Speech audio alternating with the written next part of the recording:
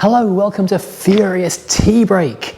And I'm here over in the barn today, and I might do a bit of work on one of the cars, but the main thing I'm doing right now is having a bit of a car shuffle because it is, what's the date today? 27th of April? March, April? Yeah, 27th of April. I'm losing track of the days.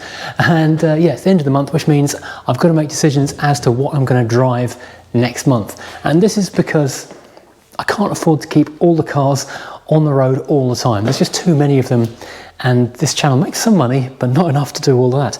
And it's also an interesting thing because I get asked fairly frequently on emails, comments and that kind of stuff, is how do I manage to sort of run and maintain the behind the scenes, I guess you call it the legality of having a fleet like this. If 12 cars is basically a full-time job to keep on the road, how do I know what's going on and how do I afford to do it? Well, I thought I'd have a cup of tea and tell you what I do.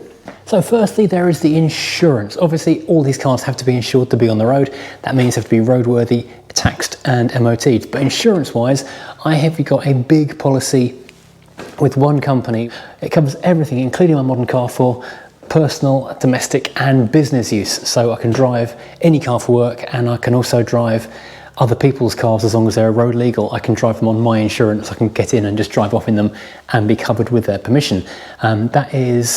It's kind of a group policy. I'm not an expert on these things, but basically I have one overarching policy and each car has its own sub policy underneath it. So if I need to take on or take off a new car, or comes or goes, I just ring them up and pay the extra difference. And because it's a group policy, sharing the no claims bonus, it makes it fairly cost effective. So it's actually not as bad as you might imagine it would be. I mean, if I hear stories of sort of 17-year-olds getting their first car insurance, it actually makes me feel kind of bad for them because I'm paying less for a dozen cars to be insured on fully comp business use as a 17-year-old is on a 1 litre small city car kind of thing. So that's the insurance aspect taken care of, and that's the lowest maintenance but the highest individual hit because everything else is spread out during the year. Then of course there's the tax. Every car has to be taxed to be on the road. Every country is different, but here in the UK you can pay by the year or by the month, but you've got to be taxed, you've got to have paid. So I've just started trying to get organised on this because basically up until now I've been just a bit confused as to what's going on where and when. So I have actually been and bought myself some whiteboards, which hopefully I'll remember to bring over the drill next time so that I can actually screw these onto the walls. Or the back of the doors I think would be a good place, because then I can keep a track on what's got an MOT, what hasn't got an MOT, what is in tax and what is off tax. And because this is the end of the month, where's my red pen and green pen gone? So yeah, Alpha failed its MOT a while ago. I moved it on to Sawn. I didn't Sawn it straight away because I thought it'd be a quick fix and it wasn't, but I wasted a month's tax hoping it'd be fixed. Volvo I have not driven since before Christmas. So this car 100% needs to be driven very soon now. I keep walking and apologising to it because I feel so bad. So in 3 days time, and this is going to turn from a red cross to a green tick. Mini, currently MOT'd, currently taxed. I love driving that car. I haven't driven it for a few days actually because it's got a little bit of a running stutter. And when you, I don't know, just accelerating, it's under load at low revs, it judders a bit. So I need to go and look into that. It might need coil packs, it might need new spark plugs. I don't really know. But that is taxed, MOT'd, ready to go. Also, I was going to add on to this, as well as when the last services, I need to go back through my paperwork and work out when these were last serviced, because that's another thing to keep tag on. Other jobs that need doing, that needs its air conditioning, repairing. Something's broken on that. Rover 2000, it's MOT exempt, but I will MOT it once it's back on the road. Tax exempt, fantastic. V8 likewise. Crown Victoria, that's all good to go. I'm using that whenever I possibly can. That's got nearly, well, 3/4 of a year left to run and it's taxed. Over on the other board though, we've got most of the Rovers and the modern and old Mercedes.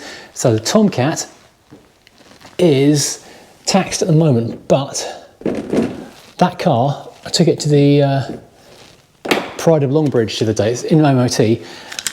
It is losing oil and I don't really want to keep on driving it while it's losing oil. I think it's just a gasket thing, like a rocker cover gasket chucking oil out, but it smells terrible after you've run it, and I'm concerned I'm going to do damage to the engine by running it with the oil dry. So I'm going to take that car off and VI is going to be going on for the first time. Meanwhile the Tourer, oh boy, come back, I've just drawn down the wall. Oh, come back, green pen.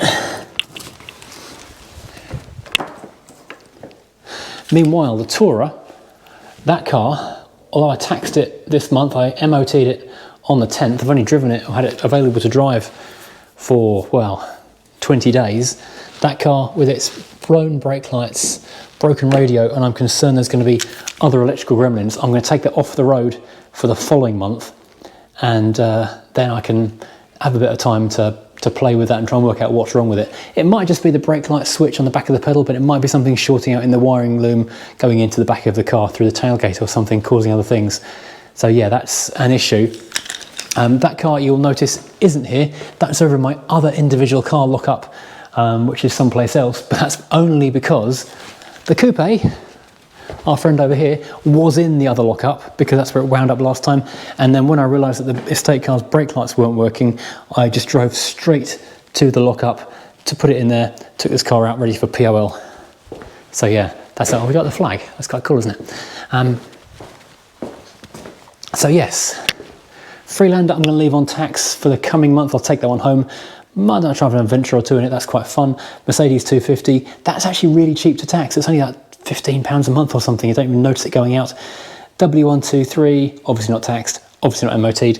If I can hang on until this time next year before I put it on the road, that will be tax and MOT free. I will do a first MOT to make sure it's safe, but that is closing in on 40 years old and being free to run. So next month I will be taxing 1, 2, 3, 4, 5 cars, which is not bad as far as I go. That's about half the fleet taxed, half the fleet not taxed. Because the thing about having the cars is, especially during the summertime, oh no, 6 cars, that's not been ticked yet. That will be a tick. So that's 6 cars paying for tax. Yeah, okay. That's a running cost for you right there. Yeah, the problem is I've got the cars. I don't want them to sit idle doing nothing. I want to get them out and use them, which is good for them, especially during the summertime, because come wintertime, I will take pretty much all of them off tax on pretty much everything, because I don't want to be driving it. I don't mind driving in the rain. They're cars, they're waterproof, they're made of metal and glass and rubber. They're designed for that, and I've got black goo underneath them, so they're fine. It's the salt. When they start salting in the wintertime, that's when I take them off the road, and I'm not willing to drive them through the grot and the misery. So yeah, so that is basically a very short little adventure into how I keep these things legal and keep my head around what's going on.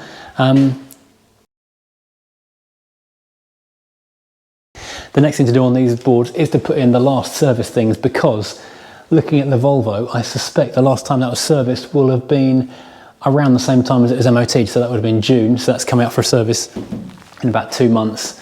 Mini, probably March 2022 when it was MOT'd, which means it's overdue for a service because I didn't MOT it. I didn't do an MOT service this time around. The Vic, that would be Christmas this year, that's fine, it's got a bit of time on it. Tomcat again, January 2022, so a few of the cars are actually overdue for basic oil changes. The Tomcat though is flushing so much oil that honestly it doesn't need fresh oil very often, because it's just, yeah, it's just always fresh, frankly. Do you know, I spent £15 on a single litre of oil from a Shell station at the weekend because I'd forgotten to top it up before I left, and it was low. Man alive. Oh yeah, Freelander, that was serviced just before I bought it, so that was done at the beginning of the year. 200 VI, we just did the massive everything on it, so yeah. And the 250 Merc, that goes to Stevenson's Mercedes, so it gets done every time. Before we take the Volvo on the road, when we recommission this, I have got the newly beautiful radio, which I've put somewhere, I think it's in the car, to go back into it, which hopefully it's on the floor in there. And I've also, somewhere, I think it might be in the boot, I have got a new A-post, which is, I think, the wrong colour, but it's at least an A-post, so we can get that looking nice for when we take this on the road. Oh, you can see it's been sat for too long, because look at the dust on the roof. It's a nicely painted ceiling as well. I don't know why it's dropping so much dust in here. Oh yeah, it'll be the floor. Right, I think I should probably sign off, stop yittering, and maybe have a look at the Alpha, see if I can figure out any of the problems with this thing. Thanks for watching, and thanks for hitting like and subscribe over here on the T-Brake channel. If you're not subscribed to T-Brake, then please do. I'll witter on about other stuff in the future as well. Hope this is interesting. Bye.